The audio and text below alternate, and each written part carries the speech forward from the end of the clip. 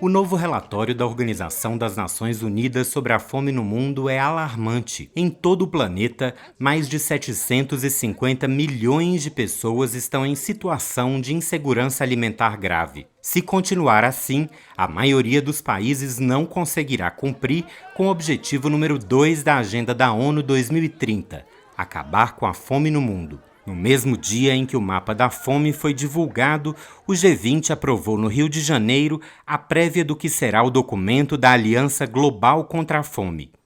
Uma proposta da presidência brasileira do grupo para a garantia da segurança alimentar no mundo. Entre as medidas, a taxação das fortunas é defendida como uma forma de financiar as ações de enfrentamento à fome. Os super ricos pagam proporcionalmente muito menos impostos do que a classe trabalhadora.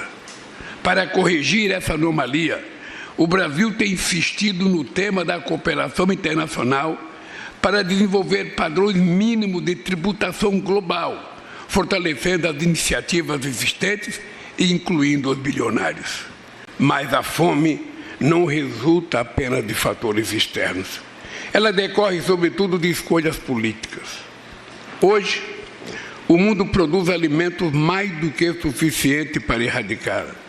O que falta é criar condições de acesso aos alimentos. Os dados da fome no Brasil são um pouco mais animadores. Segundo o relatório, houve uma queda de 85% no número de pessoas em situação de insegurança alimentar severa no país. Em 2022, 17 milhões de pessoas estavam nesta situação. No ano passado, o número caiu para 2,5 milhões.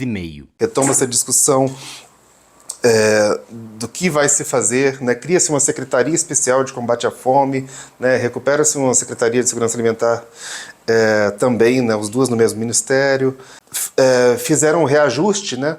Dos valores per capita da alimentação escolar, recompõe um pouco do programa de aquisição de alimentos, né? Institui alguns programas, algumas políticas específicas, né, por decreto ou por lei.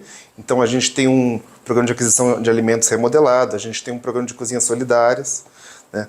A gente tem um decreto sobre segurança alimentar e nutricional nas cidades, um diálogo sobre uma política nacional de abastecimento. Então uma série de iniciativas que vão mesmo que não estejam sendo implementadas todas elas, né, elas vão no sentido de ir recuperando uma trajetória virtuosa que o Brasil já teve, no sentido da garantia do direito a uma alimentação. Para Vasconcelos, embora haja um reconhecido esforço do governo para a superação da fome no país, milhões de brasileiros ainda têm dificuldades de acesso aos alimentos e o governo tem o desafio de corrigir rotas e garantir o bom funcionamento das políticas de segurança alimentar. Nós temos, por exemplo, um discurso, uma perspectiva do governo em prol da alimentação saudável, mas a gente tem, né, pouquíssimo orçamento ou dedicação em relação à promoção de uma alimentação realmente adequada.